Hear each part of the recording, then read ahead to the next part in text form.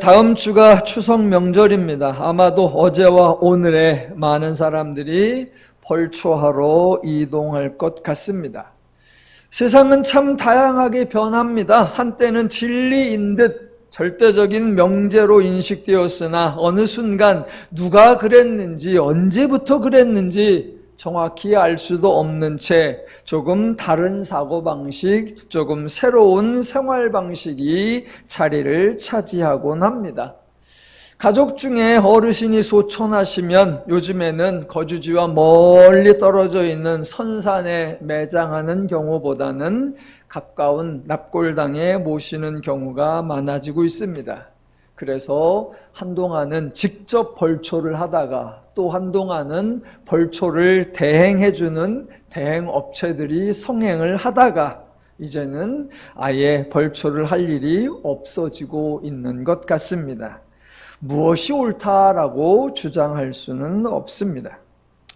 우리나라에서 기독교가 초기에 거부와 비난과 박해를 받았었는데 그 이유 중에 하나가 바로 제사 때문이었습니다. 자식이 기독교를 받아들이면 제사를 드리지 않는다고 해서 불효자로 낙인 찍히고 부모와 조상도 무시하는 가정 파괴범으로 몰리기도 했었습니다. 하지만 이제는 부모님이 교회를 다니기로 하면 자녀들이 무척 좋아한다고 합니다. 왜냐하면 앞으로는 제사를 드리지 않아도 되기 때문에 대환영이라고 합니다. 얼마 전에 유튜브에서 짧은 동영상을 하나 봤는데 아주 재미있었습니다. 재벌집 여사장이 드라마인데요. 재벌집 여사장이 병에 걸려서 젊은 나이에 죽게 되었는데 죽기 전에 남편에게 부탁하는 그런 내용이 나왔습니다. 부자고 아주 예쁘고 아주 젊은 사람인데 죽으니까 매주 안타깝잖아요. 그래서 그 부인이 남편에게 내가 죽으면 절대로 이거는 하지 마라 라고 당부를 해요. 그 중에 하나가 자기에게 제사를 지내지 마라 였습니다. 그 이유가 너무 신선했어요. 저는 그 동영상을 보면서 그 이유를 들어보면서 이유를 듣자마자 그런 이유는 처음 들었고 너무나 웃겼는데 너무나 일리가 있었어요. 모르시는 표정 같은데 자기에게 제사를 지내지 마라. 그 이유, 제사 음식 중에 자기가 좋아하는 메뉴가 없기 때문이래요. 말이 되잖아요. 제사라는 게, 제사 음식을 차려놓는 게 망자를 불러서 드시라고 하는 건데 본인이 좋아하는 메뉴가 하나도 없대. 그러니까 제사를 드리지 말라. 아주 재미있었습니다. 한때는 기독교가 진보적이라는 비난을 받았었죠. 전통을 무시한다고, 기존의 관념을 너무 가볍게 여기고 새로운 것, 특히 서양의 것을 받아들인다고 비난했었습니다. 요즘은 정반대가 된 것 같습니다. 기독교라고 하면 아주 보수적이라고, 꼰대적이라고 비난을 받습니다. 그래서 착하기는 한데 앞뒤가 꽉 막힌 사람, 그런 사람을 교회 오빠라고 하는 아주 좀 뭐라고 표현하나 좀 불편한 호칭도 생겼습니다. 또 우리 아들 표현에 의하면 부모님이 교회 장로님이다 라고 하면 친구들이 너 답답하겠다, 숨 막혀서 어떻게 사니 그런데요. 그러다가 우리 아버지 목사다 그러면 절연한대요. 기독교는 진보적이지도 않고 보수적이지도 않습니다. 기독교는 개방적이지도 않고 폐쇄적이지도 않습니다. 기독교는 혁신적이지도 않고 전통적이지도 않습니다. 특히 우리나라에서는 기독교가 반공과 밀접한 관계가 있는 것처럼 행동했었는데 사실 기독교는 반공, 공산주의와는 아무 상관이 없습니다. 근래 역사 논쟁과 관련하여 독립운동을 한 사람 중에 기독교인이 많다든가 초대 대통령이 기독교인이었다든가 이런 걸 강조하는 분들도 계시는데 그런 내용들은 기독교와 아무 상관이 없습니다. 그런 표현, 그런 주장, 그런 내용들에는 일정한 기준이 없습니다. 대신 기독교에는 아주 정확하고 아주 분명하고 아주 명쾌한 기준이 있습니다. 기독교의 기준은 오직 하나님입니다. 그래서 기독교는 하나님의 뜻과 같은가 또는 죄와 다른가, 이것을 잘 분별해야 하는 거예요. 성경을 읽어보면 하나님의 사역하시는 원리가 매우 새롭습니다. 하나님의 원리가 매우 혁신적입니다. 무엇과 비교할 때 새롭다는 것이고 무엇과 비교할 때 혁신적이냐라는 겁니다.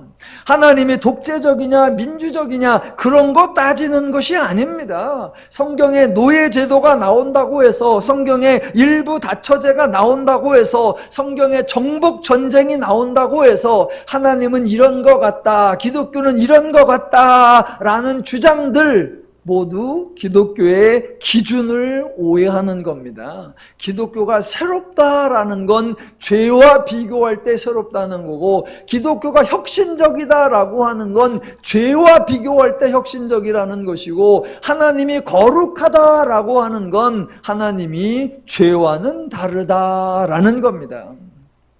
그래서 오늘날 성도들에게도 성도답게 살아라, 하나님의 자녀답게 살아라 라고 할 때는 진보적이냐 보수적이냐 혁신적이냐 전통적이냐 이런 것이 아니라 제발 죄와는 다르게 하나님의 마음과 심정과 뜻과 원리와 방법과 능력으로 하나님의 뜻대로 살아라 라고 권고하는 겁니다.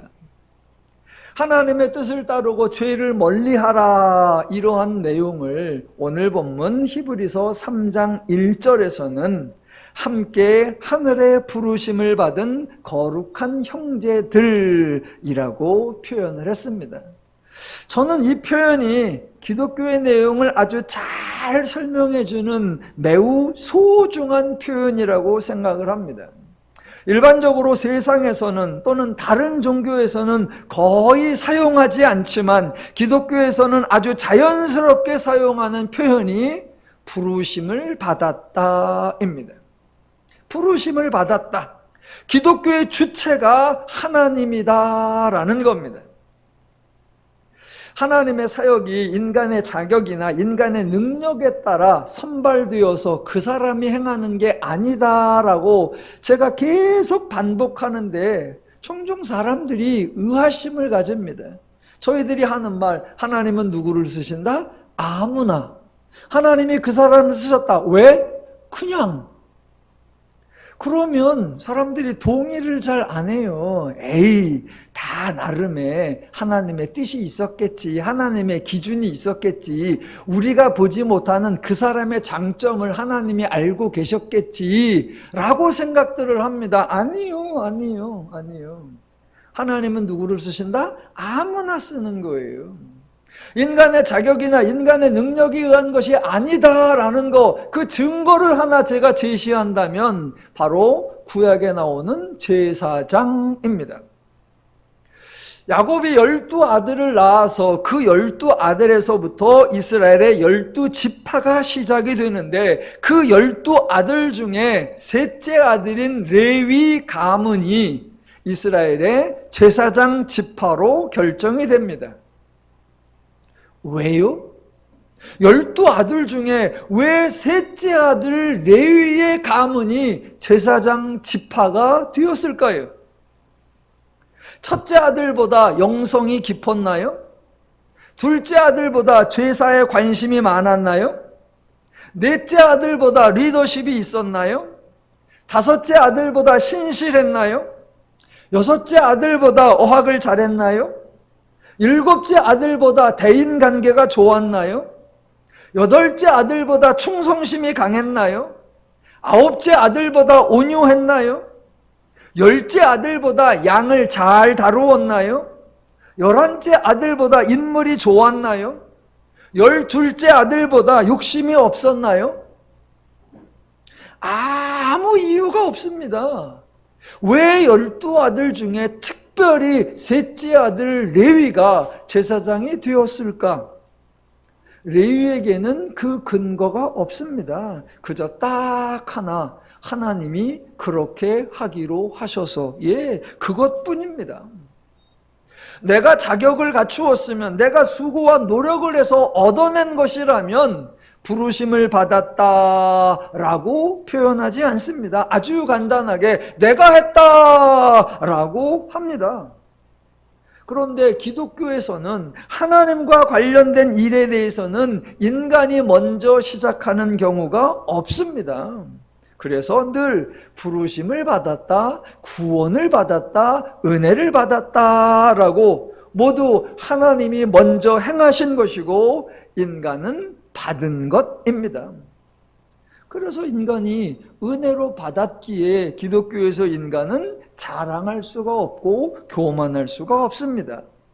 하나님이 은혜로 주신 것이기에 인간이 수고해서 받아낸 것이 아니기에 기독교에서는 상이라고 표현하지 않는 겁니다.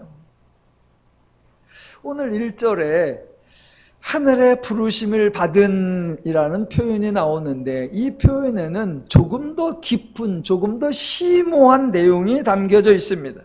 부르심, 기본적으로 우리 성도됨의 기원과 출처와 근거가 하나님이다라는 사실을 전제하고 더 나아가 부르심을 받은 그 하늘의 것에 참여한다, 그 하늘의 것을 공유한다, 그 하늘의 것을 함께 나눈다, 함께 누린다라는 의미가 부르심 가운데 담겨 있습니다.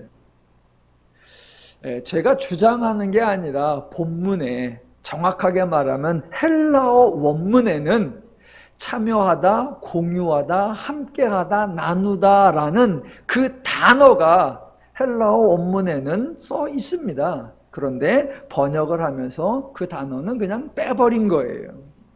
그래서 제가 다른 번역본을 소개해 본다면 우리 한글 번역 중에 그러므로 하늘의 부르심에 참여하는 자들인 거룩한 형제들이요, 또는 그러므로 거룩한 형제들 곧 하늘의 부르심에 참여한 자들아 라고 번역된 성경도 있습니다. 영어 성경 중에 두 개만 소개시켜 드린다면 Therefore, holy brothers who share in the heavenly calling에 share라는 단어가 포함되어 있기도 하고, Therefore, holy brethren, partakers of a heavenly calling, 하나님의 일에 참여하는 자, 이렇게 번역이 되어 있기도 합니다. 기독교는 정말 멋있습니다. 하늘의 부르심을 받았다. 하나님은 일단 불러내는 그 정도가 아닙니다. 부를 때에는 누구나 오라, 아무나 오라, 돈 없이 오라, 값 없이 오라, 다 오라 라고 해놓고 실제 참여하는 것에는 이런저런 자격을 운운하여 인원수를 제한하는 거 기독교에는 없습니다. 또 참여하라 할 때도 차별을 두어서 우수한 사람은 풀코스를 누리게 하고 저조한 사람은 겨우 기본만 누리게 하는 그런 비열한 방식을 우리 하나님은 사용하지 않습니다. 근본적으로 기독교는 하나님이 주시는 종교입니다. 인간이 하나님께 바치는 종교가 아니라 하나님이 인간에게 베풀어 주시는 종교. 그래서 인간은 받은 거예요. 인간은 하나님이 주시는 것을 받아서 그 받은 것을 누리고 나누는 겁니다. 그것을 기독교에서는 참여한다, 공유한다, 함께한다, 나눈다라고 하지요. 예수님이 마태복음 10장에서 이렇게 멋진 말을 하십니다. 너희가 거저 받았으니 거저 주라. 너희가 거저 받았으니 거저 주라. 이게 하나님의 순서이고 이게 하나님의 원리이고 이게 하나님의 방식입니다. 하나님이 먼저 주셔서 인간이 거저 받은 게 있어야 합니다. 내가 거저 받았고 그 거저 받은 것을 누린 게 있어야 나도 거저 줄 수 있고 나도 나눌 수 있고 나도 베풀 수 있고 나도 섬길 수가 있는 겁니다. 이 순서가 아니면 받은 게 없는데 누린 게 없는데 일단 없는 가운데서 내가 먼저 나누어라. 그러면 신이 복을 줄 거다. 죄인에게는 불가능한 요구입니다. 기독교는 그런 무리한 요구를 하지 않습니다. 하나님이 주셨고 너는 받았다. 네가 받은 것을 알고 받은 것이 좋은 거, 귀한 거, 넉넉한 거, 풍성한 것을 알고 그걸 내가 마음껏 누리고 그래서 너무 좋아서 함께 나누고 싶은 마음이 있을 때 그게 가능하면 하라. 너무나 자연스럽고 너무나 할 수 있는 원리, 이게 하나님이 우리에게 기대하시는 겁니다. 그래서 하나님께로 받아서 받은 것을 알고 누리며 나누는 사람들, 그런 사람들을 뭐라고 불렀느냐? 1절에 거룩한 형제들아 라고요. 거룩한 형제들 풀이하면 죄와 다르게 사는 형제들아. 또 다른 표현으로 하면 하나님의 마음과 뜻과 원리를 따라 사는 형제들아 입니다. 우리 주변은 온통 죄의 원리로 작동합니다. 세상의 교훈도 죄적이고 저와 여러분이 마주치는 모든 것이 대부분 죄의 방식으로 돌아가고 있죠. 심지어 기독교도, 교회도, 설교도 죄의 주장을 반복하기도 합니다. 그래서 복음이 흔들리고 은혜가 흔들릴 때도 있죠. 그래서 히브리서 기자가 강력하게 권고하는 거, 1장 끝에 뭐라고 나옵니까? 예수를 깊이 생각하라. 예수를 생각할 때마다, 주의 만찬을 행할 때마다 하나님이 하셨지, 하나님의 은혜였지, 감사한 일이지 라는 것이 고백되어야 성도답게 살아갈 수 있다라는 겁니다. 제가 매주 월요일에 산에를 갑니다. 지난 월요일에도 산에를 갔었습니다. 거창에 있는 현성산 한 930m하고 그 옆에 있는 금원산 1300m, 하루에 두 산을 이렇게 둘러오는 산행을 했습니다. 산이 꽤나 높았고요. 아주 바위로 된 멋진 산이었고요. 그 암릉들을 걸었고 그 다음에 조망도 매우 좋은 아주 멋진 산이었습니다. 그런데 저는 그 산을 즐기지 못했습니다. 그 산에 집중하지 못했습니다. 왜 그랬냐? 마음이 딴 데가 있었어요. 산에 가놓고 산을 즐기지 못하고 산을 누리지 못하고 마음이 딴 데가 있었어요. 어디가 있었냐면 주일에 이렇게 예배가 끝나고 나면 여러분이 이제 귀가를 다 하시고 나면 오후 한 2시, 3시 이때부터 제가 이제 사무실에 앉아서 다음 주 설교를 어디 할까 이제 성경을 읽습니다. 그래서 지난주에 오후에 앉아서 이번 주에는 1절부터 6절까지를 해야 되겠다. 그리고 정했어요. 그리고 1절부터 6절까지를 읽고 또 읽고 또 읽고 그랬는데 결론이 뭐였느냐? 뭔 소리인지 모르겠다 했어요. 아니 본문을 정해놨는데 읽어보면 약간의 감이 와야 설교 준비를 이렇게 해야겠다 하는데 감이 안 와요. 이게 뭔 소리지? 제가 주일에 거의 퇴근 시간이 정해져 있습니다. 여러분 다 가시더라도 저는 제 업무 시간을 지킵니다. 그래서 제가 주일에 7시에 주로 퇴근을 하는데 7시까지 읽고 또 읽고 또 읽고 감이 안 잡혀요. 감이 안 잡혀. 그래서 계속 머릿속에 1절부터 6절이 왜 이럴까? 그게 이제 월요일 날 산에 갔는데도 산이 눈에 들어오지 않아요. 바위가 눈에 들어오지 않아. 조망이 눈에 들어오지 않아. 머릿속에서 계속 왜 갑자기 모세가 등장을 할까? 왜 갑자기 모세보다 우월하다고 할까? 왜 갑자기 집이라는 표현이 나올까? 그래서 주일부터 월요일 산에 가서도 화요일에도 수요일에도 목요일에도 일주일 내내 제가 진땀을 뺐습니다. 제가 설교 준비를 열심히 한다고 생색내는 중입니다. 그러니까 설교 끝나고 수고했다고 해주시기 바랍니다. 1절부터 6절 다시 한번 읽어보겠습니다. 2절부터 6절까지 볼까요? 그는 자기를 세우신 이에게 신실하시기를 모세가 하나님의 온 집에서 한 것과 같이 하셨으니 그는 모세보다 더욱 영광을 받을 만한 것이 마치 집 지은 자가 그 집보다 더욱 존귀함 같으니라. 집마다 지은 이가 있으니 만묘를 지으신 이는 하나님이시라. 또한 모세는 장래에 말할 것을 증언하기 위하여 하나님의 온 집에서 종으로서 신실하였고, 그리스도는 하나님의 집을 맡은 아들로서 그와 같이 하셨으니 우리가 소망의 확신과 자랑을 끝까지 굳게 잡고 있으면 우리가 그의 집이라. 들으니까 이해가 되십니까? 저는 잘 안 되었었어요. 다행히 어제까지 잘 되어서 오늘 설교를 하고 있는데 하나씩 차분히 풀어보겠습니다. 자, 모세와 아들을 대조하는 듯한 표현이 나오는데 특히나 3절, 그는 모세보다 더욱 영광을 받을 만한 것이라고 나옵니다. 이렇게 나오니까 히브리서 3장을 주석하는 주석책들이 히브리서 3장의 제목을 뭐라고 정했느냐? 모세보다 우월하신 그리스도. 주석이 그렇게 정해놓으니까 히브리서를 설교한 여러 목사님들의 설교집에서 3장 제목이 뭐냐? 모세보다 우월하신 그리스도. 저는 그게 이해가 안 되는 거예요. 저는 그게 용납이 안 돼요. 여러분, 그리스도가 모세보다 우월한 것은 당연하지만 그리스도와 모세는 비교할 대상이 아니고 누가 우월하다라고 따질 일이 아닙니다.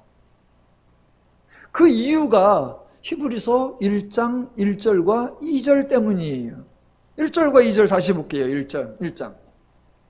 자, 옛적에 선지자들을 통하여 여러 부분과 여러 모양으로 우리 조상들에게 말씀하신 하나님이 이 모든 날 마지막에는 아들을 통하여 우리에게 말씀하셨으니입니다.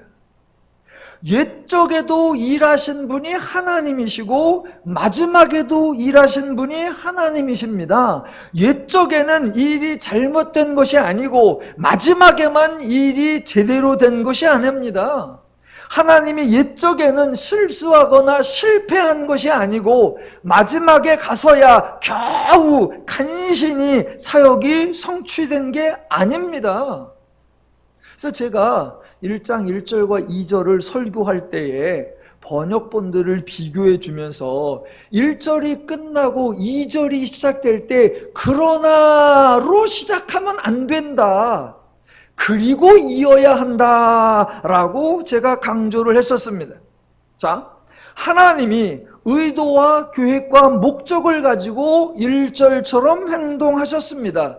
그리고 이어서 자연스럽게 여전히 하나님의 의도와 계획과 목적을 가지고 2절처럼 행동하셨습니다.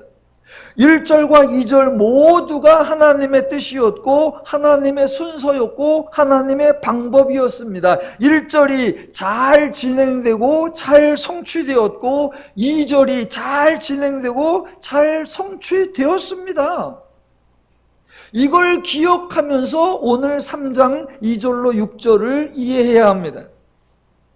자, 모세가 자원에서 하나님의 온 집에서 일한 것이 아닙니다. 모세가 백성들 중에 가장 탁월해서 하나님께 발탁된 것이 아닙니다. 모세가 재주와 능력이 출중하여 하나님의 눈에 띄었거나 하나님의 사역에 가장 적합하여 막중한 사역을 맡은 거 아닙니다. 반대로 모세가 능력이 부족해서 자질이 모자라서 재주가 없어서 하나님의 온 집에서 종으로 일한 것이 아닙니다. 모세는 그저 하나님이 부르셔서 하나님의 사역을 하게 되었고 하나님의 맡긴 역할에 따라 하나님의 집에서 종으로 사역을 한 것뿐입니다. 모세가 따로 잘한 것이 있는 것이 아니기에 상을 받은 것이 없고 모세가 따로 못한 것이 있는 것이 아니기에 벌을 받은 것도 없습니다. 그러니까 모세를 누구와 비교를 하면서 모세가 누구보다 낫네 라고 말할 것이 없는 거고 모세가 누구보다 못하네 라고 말할 것이 없는 거예요. 아브라함하고 모세하고 누가 더 위대합니까? 그런 질문을 하는 게 아니에요. 모세하고 여호수아하고 누가 더 중요한 역할을 했습니까? 그런 질문을 하는 게 아니에요. 여호수아하고 다윗 중에 누가 더 영광을 받을 만합니까? 그런 질문을 하는 게 아니에요. 이사야와 예레미야 중에 누가 더 통찰력이 깊습니까? 그런 질문을 하는 게 아니에요. 왜? 각 사람 다 하나님이 불러서 하나님이 맡긴 일을 했을 뿐이에요. 그러니까 누가 누구를 비교하고 누가 누구보다 우월하다 그런 말 하는 게 아니에요, 기독교는. 그런데 분명 3절에는 그가 모세보다 더욱 영광을 받을 만한 것이라는 대조가 나오고 비교가 나오고 아들이 우월하다라고 나옵니다. 자, 이거는 모세와 그리스도의 인격이나 신분을 대조하는 것이 아닙니다. 모세와 그리스도의 자격이나 능력을 대조하는 것도 아닙니다. 모세, 하나님이 부르시고 맡기신 사역, 그 역할 감당했고, 아들이신 그리스도, 하나님이 부르시고 맡기신 사역, 그 역할을 감당했습니다. 각자 모세나 아들이나 하나님이 맡기신 사역을 잘했다, 본문에 나오기로는 신실했다라는 차원에서는 똑같습니다. 그래서 2절에 뭐라고 나와요? 그는 자기를 세우신 이에게 신실하기를 모세가 하나님의 온 집에서 한 것과 같이 하셨으니, 예, 아주 기본적으로 모세도 신실했고 그리스도도 신실했다라는 겁니다. 자, 애초에 모세가 자격과 수준과 능력을 인정받아 선발된 정예 요원이 아니었습니다. 모세가 처음에 호렙산에서 하나님을 만났을 때 그때부터 막 절대 충성 100% 원신 아니었잖아요. 하나님이 가라 하니까 안 간다고 버텨. 그것도 3번, 4번씩이나. 또 광야에 가서 하나님이 모세에게 지시할 때 모세가 하나님의 지시와 다르게 행동한 적도 여러 번 나와요. 그런데 성경은 그런 모세의 태도에 대하여 신실하지 않았다라고 비난하지 않습니다. 모세에 대하여 게으르고 나태하고 불성실했다라고 책망하지 않습니다. 왜요? 여러분, 그게 모세의 수준이었고 그게 모세의 반응이었기 때문이에요. 자, 하나님이 모세가 그런 사람이라는 걸 알고 계셔서 그런 사람을 불렀더니 그런 사람이 그런 행동을 하는 건 당연한 거예요.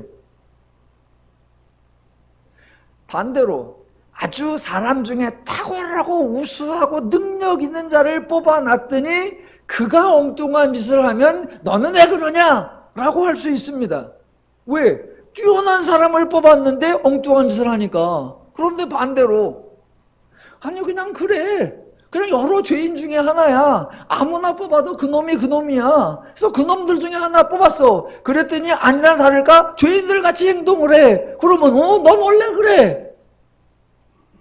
그러니까 모세의 행동에 대하여 얘는 나태했다, 얘는 안일했다, 얘는 불성실했다 이런 표현을 성경이 안 해요. 도리어 히브리서 기자가 모세에 대하여 뭐라고 합니까? 하나님의 온 집에 신실하였다라고요. 모세가 잘했다, 모세가 뛰어났다, 모세가 훌륭했다라는 의미가 아닙니다. 모세는 하나님이 부르신 대로, 하나님이 의도하신 대로, 하나님이 맡기신 대로 했다라는 거예요. 그것으로 충분합니다. 자, 두 번째, 아들이신 예수 그리스도가 나오는데 예수 그리스도에 대한 표현도 기본적으로 모세와 같이 신실했다라는 거예요. 그러니까 모세와 그리스도는 누가 더 신실했느냐 차이가 없습니다. 그런데 3절에 그는 모세보다 더욱 영광을 받을 만하다라고 나온단 말입니다. 자, 3절에서 나오는 이 차이는 모세와 그리스도의 인격이나 신분의 차이가 아니고 능력이나 재주의 차이가 아니에요. 누가 더 신실했느냐, 누가 더 충성했느냐의 차이가 아니에요. 전혀 차원이 다른 차이예요. 자, 3절 다시 볼게요. 그는 모세보다 더욱 영광을 받을 만한 것이 마치 집 지은 자가 그 집보다 더욱 존귀함 같으니라입니다.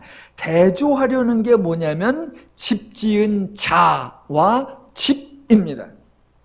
여러분에게 한번 질문을 해보겠습니다. 여러분이 집을 지으려고 계획을 했는데 집이 지어졌습니다. 그러면 여러분에게는 집 지은 자가 소중합니까? 그 집이 소중합니까? 예, 그 집이요. 여기서 트집을 잡으시면 안 됩니다. 아니, 그러면 집 지은 자를 비하하는 거냐? 그런 걸 노동자라고 무시하는 거냐? 그런 의미가 전혀 아닙니다. 또 아니 어떻게 집 지은 자 즉 사람을 즉 물건하고 비교할 수 있느냐? 감히 사람보다 물건을 소중하게 여길 수 있느냐? 이런 거 질문하면 핀트를 잘못 잡은 거예요. 지금 3절의 핵심이 뭐냐면 주인이 마음 먹고 집을 지으려고 했을 때 집이 지어졌어. 그렇다면 그때 중요한 거는 집을 지은 사람이냐, 주인의 의도에 딱 맞게 지어진 그 집이냐라는 겁니다. 그러면 그게 그런 관점에서는 당연히 집이죠. 자, 3절과 연결해 보면 모세는 마치 집을 지은 자와 같다는 것이고 그리스도는 집과 같다라는 거예요. 그런 차원에서 모세보다 그리스도가 더욱더 영광을 받을 만하다. 자연스럽죠. 여러분 스스로도 집을 지은 자보다 집이 주인의 입장에서 소중한 거니까 그 얘기예요. 자, 히브리서 기자가 저처럼 고민을 했나 봐요. 이 사람도 덩어리에서 식은땀이 좀 났나 봐요. 자기가 설명을 해놓고 혹시라도 사람들이 오해할까 봐 걱정해서 높아심에 그 다음 구절을 써놨어요. 정리를 해봅니다. 3절에서 집을 지은 자와 집을 대조하면서 모세는 집을 지은 자와 같고 그리스도는 집과 같다라고 하면서 그래서 집을 지은 자와 같은 모세보다 집과 같은 그리스도가 더욱더 영광을 받을 만하다라고 했습니다. 여기서 오해가 발생할 수 있습니다. 아, 모세가 집을 지은 자와 같고 그리스도는 집과 같다? 자, 요거는 그냥 말 그대로 비유예요. 모세가 실제로 집을 지은 사람이라는 의미가 아니고 그리스도가 실제로 집이라는 의미가 아니라 그냥 비유예요. 그런데 오해하면 이런 오해가 만들어질 수 있죠. 아, 그리스도가 집인데 모세가 집을 지은 자라고? 그러면 그리스도를 지은 자가 모세구나. 여러분, 오해는 매우 창의적이에요. 오해는 모든 가능성을 다 열어놔요. 그래서 오해가 되는 거예요. 그런 오해가 생길 수가 있어. 그러니까 그 오해를 방지하기 위해서 사실을 정확하게 설명해 놓은 게 4절이에요. 집마다 지은이가 있으니 만물을 지으신 이는 하나님이시니라. 모세가 집을 졌다고 생각하지 마라 라고 해놓은 겁니다. 그러니까 모세는 마치 집을 지은 자와 같다는 것이지 결코 모세가 집을 지었다는 의미가 아니다라는 겁니다. 집은 누가 지었습니까? 당연히 하나님이 지으셨지요. 그리스도가 집과 같다라고 해서 그 집을 누가 지었느냐? 그리스도를 누가 지었느냐? 하나님이냐 모세냐? 따질 것도 없이 하나님입니다. 절대로 모세가 그리스도를 위한 특별한 역할을 했다 그런 의미가 아닙니다. 자, 그러면 여기서 왜 굳이 모세가 등장했을까? 히브리서 1장과 2장에서 아들이신 예수 그리스도가 사역을 잘 했어요. 그거를 설명을 많이 했습니다. 그랬는데 여러분, 얼마나 잘했는지, 얼마나 신실하게 했는지를 강조하려면 그냥 잘했어요, 그냥 신실했어요 라고 하면 강조 효과가 안 나잖아요.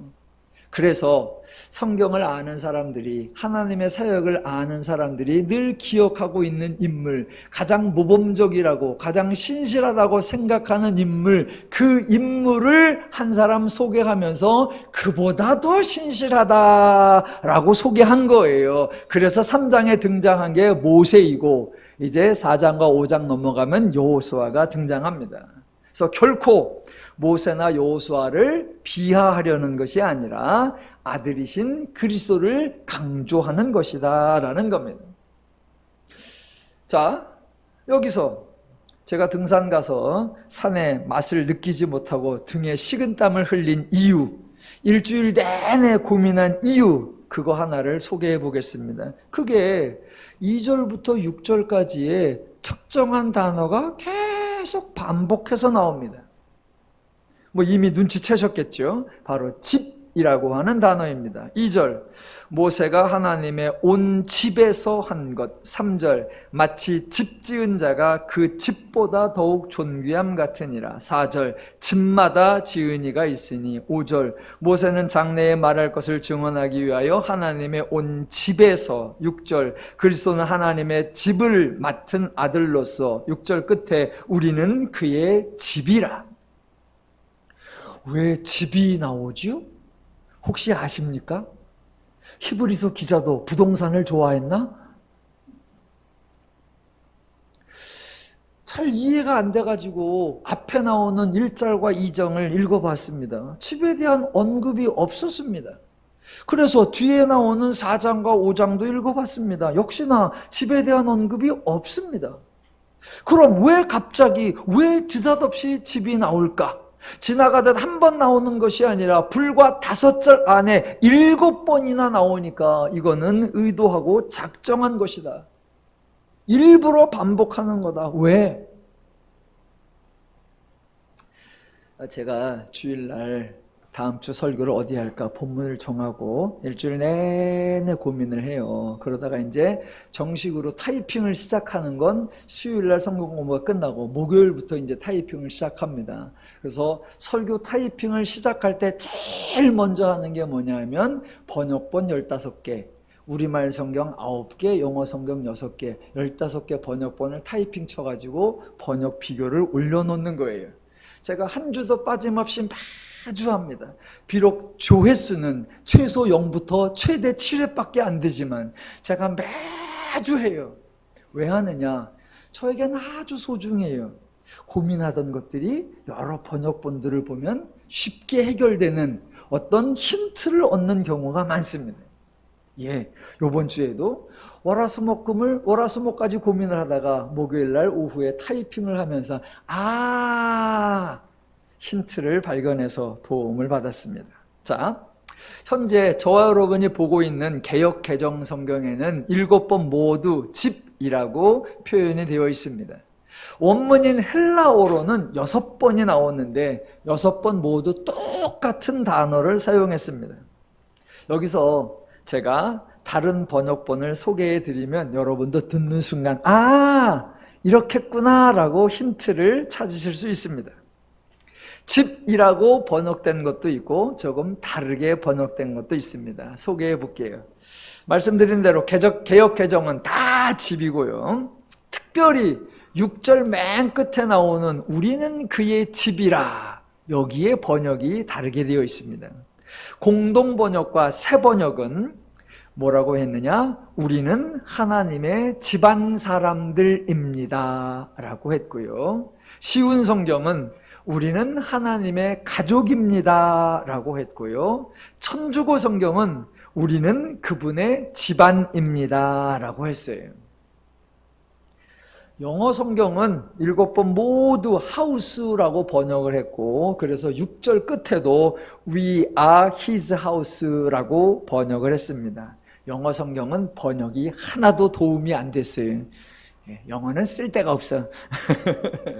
한국 번역본들이 매우 도움이 되었습니다. 그러니까 지금 본문에 나오는 우리말 집은 말 그대로 집, 즉 하우스를 의미할 때도 있지만 때로는 가정, 가족, 형제, 한 식구, 집안 이런 것을 의미한다라는 거예요.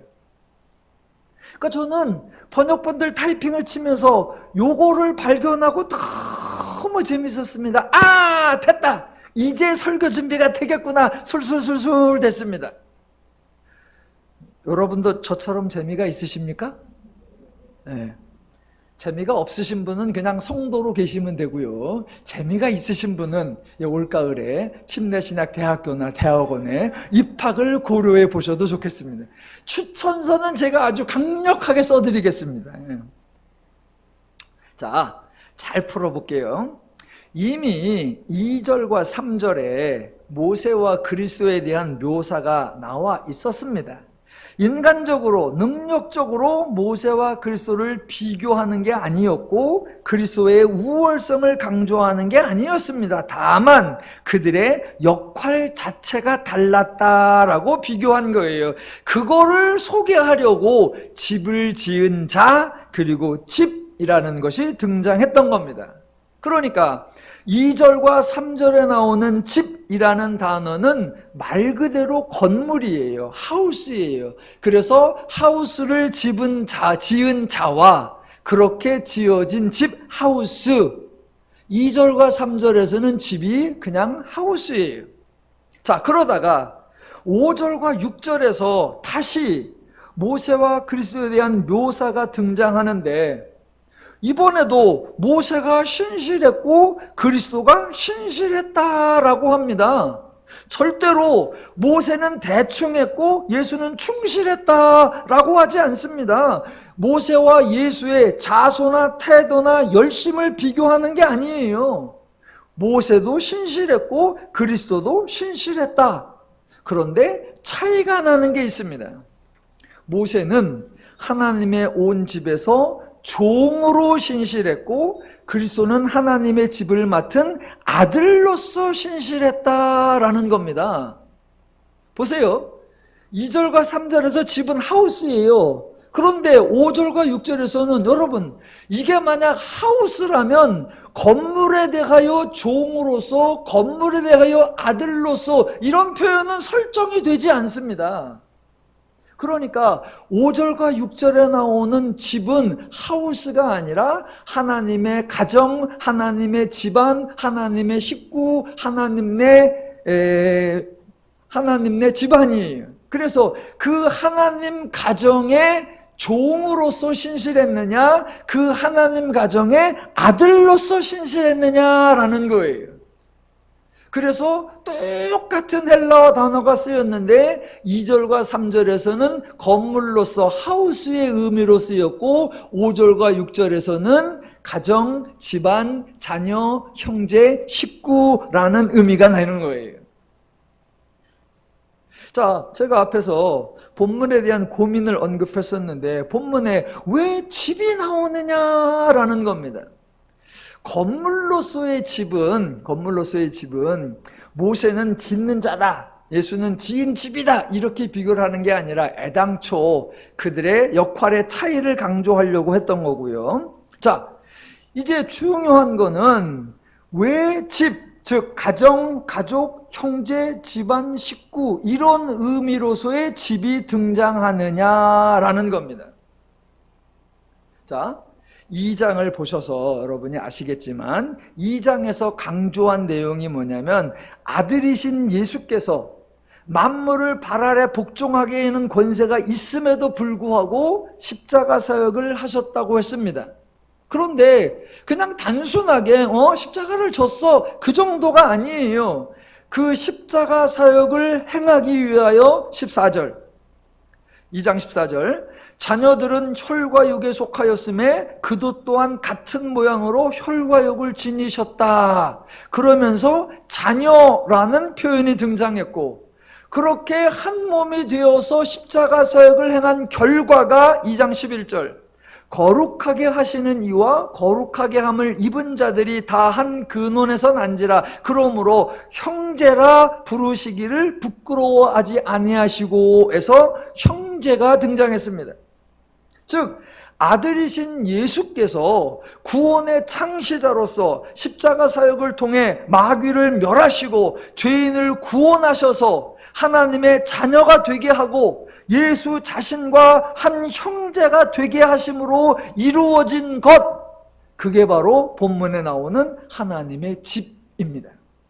그래서 6절 끝에 우리는 그의 집이라 라고 나오는데 그것은 사실 우리는 하나님의 자녀들이라, 우리는 하나님의 형제들이라, 우리는 하나님의 한 가족이니라 라고 번역하는 것이 훨씬 더 좋은 거예요.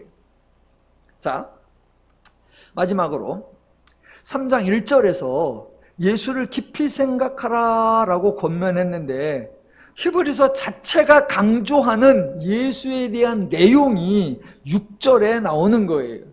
모세를 예수와 비교하여 예수의 우월성을 강조하는 거 절대로 아니라고 했습니다. 그런 비교는 애초에 하면 안 된다고 했습니다. 왜요? 모세도 하나님이 부르고 세우셨고 그리스도도 하나님이 부르시고 세우셨기 때문입니다. 모세는 실패고 예수는 성공이냐? 아니요. 모세도 신실했고 예수도 신실했다. 그러니까 모세와 예수가 인격적으로 누가 우월하느냐, 능력적으로 누가 더 영광스러운 거냐, 그런 걸 따지는 게 아닙니다.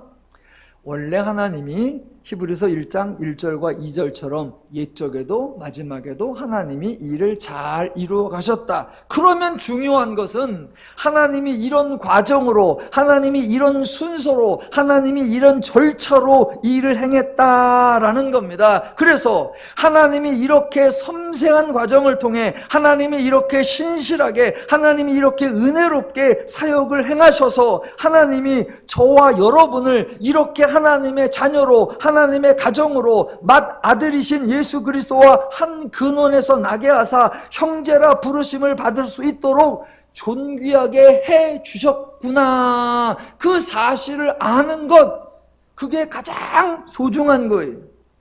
그 예수의 역할에 대해, 그 역할을 얼마나 신실하게 했느냐, 그 하나님의 진행해온 그 과정에 대해 소개한 게 5절과 6절인 거예요. 그래서 5절에 하나님이 옛적에 여러 모양과 여러 부분으로 조상들에게 행하신 사역, 그리고 6절에 하나님이 모든 날 마지막에 아들을 통해 행하신 사역, 그게 소개된 거예요.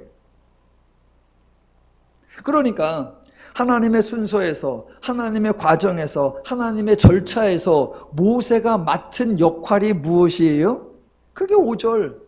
모세는 장래에 말한 것을 증언하기 위하여 하나님의 집에 대하여 종으로 신실하였다라는 겁니다.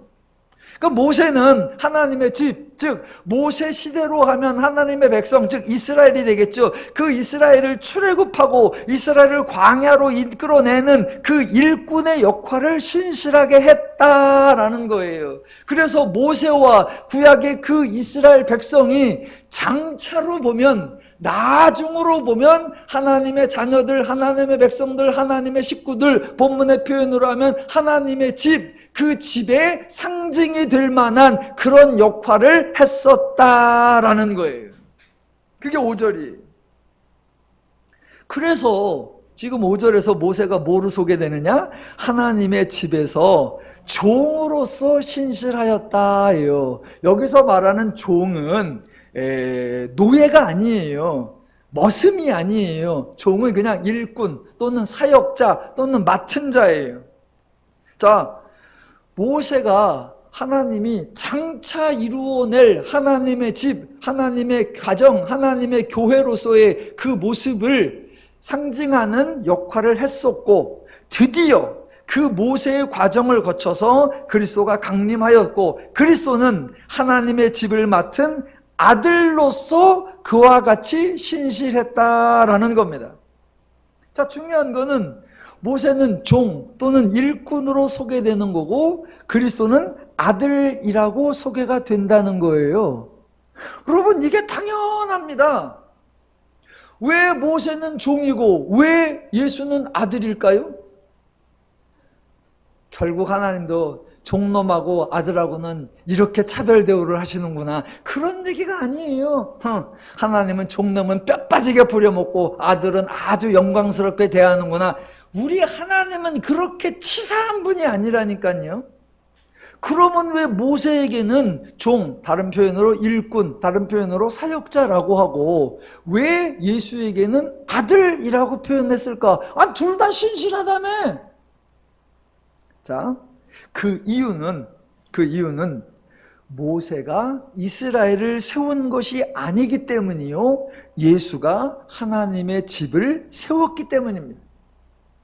잘 보세요. 모세는 모세에서부터 이스라엘 백성이 시작된 게 아니에요. 하나님이 아브라함을 통하여 이스라엘 백성을 세웠고, 그 백성들이 애굽에 있을 때에 위치 이동을 시키기 위하여 그 역할을 맡는 일에 모세가 부름을 받았을 뿐이에요. 모세가 이스라엘을 만들어낸 게 아니에요. 그러니까 모세가 이스라엘의 아들이다, 이런 표현을 안 쓰는 거예요.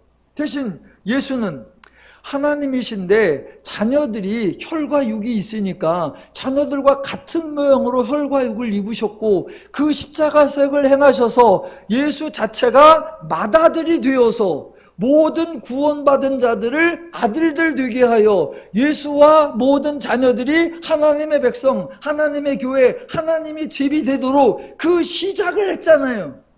그 세우는 걸 했잖아요. 그래서 모세는 일꾼이고 예수는 아들이라고 표현하는 거고, 아들 중에 예수는 맏아들이고 형제들은 다 형제들이 되는 거예요. 자, 절대로 모세를 종으로 표현하고 하나님의 온 집에서 종으로 신실하였고, 예수는 하나님의 온 집에서 아들로 신실했다, 이것이 모세를 비하하는 게 아니고 모세를 종으로 부려먹었다는 게 아니라, 모세는 그 역할이었고 예수는 그 역할이었다라는 겁니다. 엄밀하게 따져서 여러분, 모세와 그리스도 중에 누가 더 일을 많이 했습니까? 누가 더 고생을 많이 했어요? 누가 더 수고를 많이 했어요? 모세를 종으로서 종부리듯 했다? 아니요. 그리스도를 아들로서 귀하게 대했다? 아니요. 수고하고 애쓰고 고생한 거 예수예요. 아들이에요. 여러분, 모세가 한 게 뭐 있어요? 아니, 왕궁에서 살다가 어느 날 살인해서 도망을 갔고 어찌어찌 해서 결혼해서 처가살이 하면서 양치기 하고 있었습니다. 그렇게 평생 살았어야 합니다. 그러다가 하나님 만나서 재취업이 됐어요. 갑자기 이스라엘 대표로 수직 승진했어요. 그리고 나서 모세가 무슨 고난을 받았죠? 모세가 무슨 희생을 하고 무슨 헌신을 하고 무엇을 포기하고 무엇을 내려놓았습니까? 모세는 특별히 한 일이 없어요. 그래서 이스라엘 백성들이 모세에게 껌뻑 죽지 않습니다. 지가 우리에게 위해서 한 게 뭔데? 지가 우리 때문에 포기한 게 뭐고? 지가 우리를 위해서 해준 게 뭔데? 그래서 모세가 조금이라도 위세를 부리려고 하면 에이 살인자 같은 놈아, 에이 도망자야, 에이 처가살이 하는 놈아, 이래. 아무도 모세를 존경하지 않고 아무도 모세에게 빚졌다고 생각을 하지 않고 아무도 모세에게 감사하지 않아요. 그거 당연하죠. 혹시 여러분 모세에게 빚진 거 있으십니까? 모세가 여러분을 위해서 해준 게 있습니까? 모세만 생각하면 막 너무나 감지덕지해서 눈물이 뚝뚝 흐릅니까? 없어요. 왜? 모세는 한 게 없어. 그럼 반대로 아들이신 예수는요? 우선 우리와 같은 모양이 되시려고 혈과 육을 입으셨죠. 죽음을 통하여 죽음의 세력을 잡은 자 곧 마귀를 멸하시고 또 죽기를 무서워함으로 한평생 매여 종노릇하는 모든 자들을 놓아주려고 십자가 사역을 행하셨죠. 어떻게 해요? 대충? 아니요. 본문에서는 뭐라고 한다? 신실하게 행하셨다라고 합니다. 아들이신 예수는 그 사역, 그 역할을 감당하신 겁니다. 그 사역의 결과, 그 사역의 열매와 결실이 바로 저와 여러분이고, 그래서 아들이신 예수와 저와 여러분은 그 하나님의 집, 그 하나님의 가정, 그 하나님과 한 식구가 되었다라는 겁니다. 누가 하셨다고요? 아들이신 예수가. 그래서 이 예수가 행하신 사역, 이 예수가 만들어낸 결과, 이 사역을 행하신 그 예수를 깊이 생각하라. 그 예수를 생각하면 우리의 구원이 흔들릴 리가 없고, 그 예수를 생각하면 우리가 받은 은혜가 미혹될 리가 없고, 그 예수를 생각하면 우리가 신분이 하나님의 자녀가 된 거 변개함이 없다라는 걸 알게 된다라는 거예요. 왜 툭하면 우리가 구원받는 거 맞나? 왜 툭하면 이러다가 천당 갈 수 있나? 왜 툭하면 두려움에? 왜 툭하면 불안해. 아니요, 아니요. 내가 담대해야지, 내가 확신을 가져야지, 내가 분명해야지. 아니요, 아니요. 성경은 자꾸 우리를 다그치지 않아요. 우리를 몰아가지 않아요. 우리는 내비둬요. 그래놓고 예수를 깊이 생각하라. 그 예수가 왜 왔었고, 예수가 무엇을 했고, 예수가 어떤 걸 이루어내서 그 결과가 너희가 그렇게 되었다. 하나님이 하셨고 예수가 왔고, 그거 어느 날 갑자기 우연이 된 게 아니라 예적부터 하나님이 계획하셔서 진행 오셔고, 그리고 이어서 진행해 오셔서 그 하나님의 모든 역사가 순적하게 이루어진 그 결과다. 누가 이것을 막을 수 있으며, 누가 이것을 흔들 수 있으며, 누가 이것을 변개할 수 있으랴. 전혀 걱정하지 말고 불안해하지 말고 염려하지 말고 도리어 담대하라, 평안하라, 자유하라, 행복하라. 이게 하나님의 기대고 히브리서 기자의 기대인 줄로 믿습니다. 그래서 예수를 깊이 생각하라. 그 예수의 사역으로 말미암아 우리는 뭐다? 그의 집이라, 그의 형제라, 하나님의 식구라, 하나님의 가정이라, 하나님의 형제 자매들이라 라고요. 그걸 알아라. 알아서 자유하고, 알아서 평안하고, 알아서 담대하고, 알아서 행복하고, 알아서 즐거워하고, 알아서 서로 배려하고, 알아서 서로 이해하고, 알아서 항상 기쁘고 범사에 감사한 삶을 살아라. 성경을 더 많이 읽으시고 하나님을 더 풍성히 알아가셔서 하나님으로 인해 즐겁고 신나고 자유롭고 행복한 삶을 늘 누려가시기를 주님의 이름으로 축원합니다. 기도합시다.